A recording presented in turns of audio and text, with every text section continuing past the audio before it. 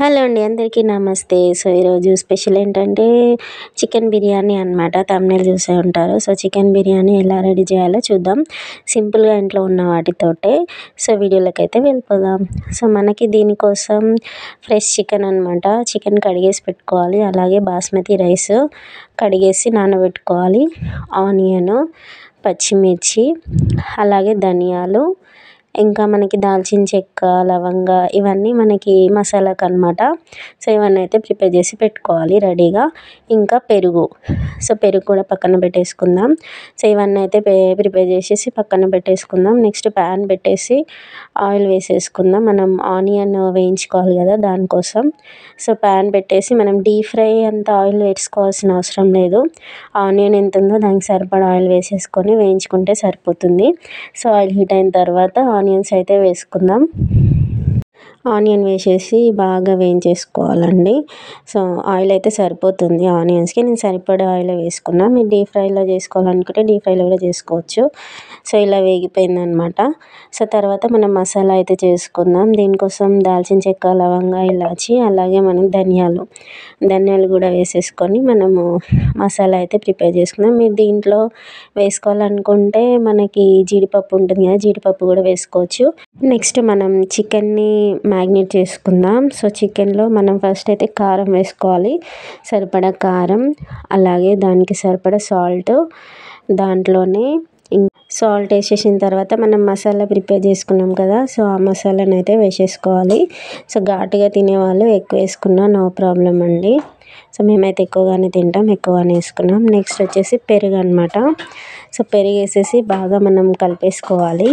So పెరుగు వేసిన తర్వాత మనం చికెన్కి పీసెస్కి మొత్తం ఈ కారం, ఈ మసాలా పట్టేటట్టు బాగా మిక్స్ చేసుకోవాలి. సో మిక్స్ చేసుకొని కొద్దిసేపు పక్కన పెట్టేసుకోవాలన్నమాట. నెక్స్ట్ చికెన్ మొత్తం మనం కలిపేసుకున్నాం కదా, సో తర్వాత ఒక నిమ్మకాయ మొత్తం మనం అందులో పిండేసుకోవాలన్నమాట.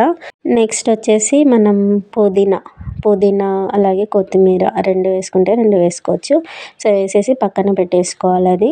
సో అది మ్యాగ్నేట్ అయిపోతుంది. ఈలోపు మన రైస్ ఉడకడానికైతే మనం వాటర్ అయితే పెట్టేసుకుందాం. సో అవి హీట్ అయిపోయేలోపు మనం ఒకసారి చికెన్ దగ్గరికి వెళ్ళేసి చికెన్ పైన అయితే మళ్ళీ ఒకసారి ఫ్రైడ్ ఆనియన్స్ అయితే వేసేసుకొని మనం ఒక ప్యాన్ పెట్టేసుకొని అందులో మనం మిక్స్ చేసుకున్న చికెన్ ఉంది కదా అది వేసేసుకోవాలి. సో పైన మనం కొంచెం ఆయిల్ వేడి చేసేసుకొని వేసేసుకోవాలండి.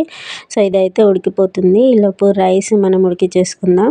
సో రైస్ వాటర్ హీట్ అయిపోయాయి కదా, సో అందులో మనం బగారా ఆకు, ఇలాచి, లవంగ, చెక్క, ఈ మసాలా ఏవైతే ఉన్నాయో బగారా మసాలా వేసేసుకోవాలి. అలాగే కొంచెం పచ్చిమిర్చి, అలాగే కొంచెం అల్లం వెల్లుల్లి పేస్ట్, దాంతోపాటు కొంచెం సాల్ట్ కూడా వేసుకోవాలన్నమాట. మనం బగారా రైస్ ఎలా ప్రిపేర్ చేస్తాం దాంట్లో ఎలా వేస్తామో సేమ్ అలాగే. సో సాల్ట్ కూడా వేసేసుకోవాలి. సో బాగా మరగాలన్నమాట వాటరు. సో బాగా మరిగిన తర్వాత మనం నానబెట్టుకున్న బాస్మతి రైస్ ఉంది కదా, సో అది వేసేసుకోవాలి. సో వేసేసుకొని మనం 80% వరకే మనం కుక్ చేసుకోవాలి రైస్ని. నార్మల్గా బగారా రైస్కి వాటర్ దానికి సరిపడా పెట్టుకుంటాం కదా, ఇందులో కొంచెం ఎక్కువ పెట్టుకొని హీట్ చేసుకోవాలి వాటరు. సో దాంట్లోనే కొంచెం గరం మసాలా, ఇందాక మనం ప్రిపేర్ చేసుకున్న మసాలా అయితే వేసేస్తున్నా. ఎందుకంటే కొంచెం రైస్కి కూడా ఘాటు ఉండాలి కాబట్టి మసాలా తగలాలి. సో అందులోనే కొంచెం కొత్తిమీర. సో ఇవన్నీ వేసేసి ఉడికించుకోవాలి. 80% అయితే రైస్ ఉడకాలన్నమాట. సో ఫైనల్గా అయితే ఉడికిపోయింది. సో చూద్దాం ఉడికిందా లేదా. సో ఉడికింది 80%.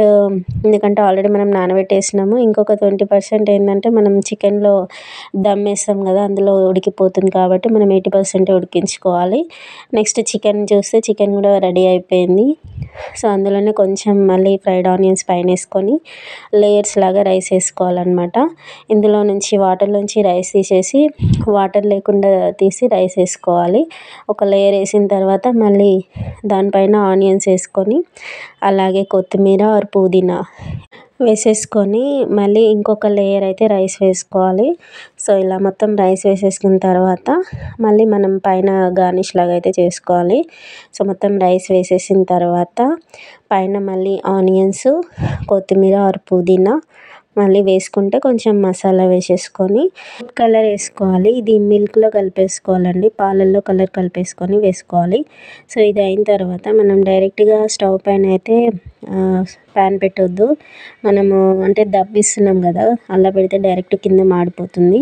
సో కింద ఇలాగ ఏదన్నా ప్యాన్ లాంటిది పెట్టుకొని అది కొంచెం హీట్ అయిన తర్వాత దానిపైన పెట్టుకోవాలి. పెట్టేసి పైన ఏదైనా బరువు లాంటిది ఇలా పెట్టేసుకోవాలన్నమాట. సో దమ్ము బయటికి రాకుండా. సో ఇప్పుడైతే అయిపోయింది, ఎలా అయిందో చూద్దాము. ఒకసారి అయితే క్యాప్ తీసేసి చూద్దాము. సో ఇది ఎలా తెలుస్తుందంటే మనకి వాటర్ మొత్తం పోతాయి అన్నమాట, రైస్లోని వాటర్ మొత్తం పోయి మనకి స్పూన్కి వాటర్ అయితే అంటొద్దు. సో అలా అయితే అవుతుంది. సో ఇప్పుడైతే దమ్ అయినట్టే, కంప్లీట్ అయిపోయింది. సో ఒకసారి అయితే ఓపెన్ చేసి చూద్దాము పీస్ కూడా ఉడికిందా లేదా. సో తీసి అయితే చూపిస్తాను. సో ఉడికింది. ఆల్రెడీ చికెన్ మనము కొంచెం ఫ్రై చేసుకున్నాం కాబట్టి ఇది తొందరగానే ఉడికిపోతుంది. సో ఫైనల్గా బిర్యానీ అయితే రెడీ అయిపోయింది. టేస్ట్ అయితే చూసి చెప్తాను ఎలా ఉందో. సో మీరు కూడా ట్రై చేయండి, ఇలా సింపుల్గా ఇంట్లో ఉన్న వాటితోటే మేమైతే అలా ట్రై చేసామన్నమాట. సో మాకైతే చాలా బాగా నచ్చింది, చాలా టేస్టీగా కూడా ఉందన్నమాట. మసాలా కూడా బాగా సరిపోయింది, సాల్ట్ కూడా బాగా సరిపోయింది. సో పీసెస్ కూడా మంచిగా ఉడికిందనమాట. సో మీరు కూడా ట్రై చేసి ఎలా ఉందో కామెంట్ చేయండి. Thank you.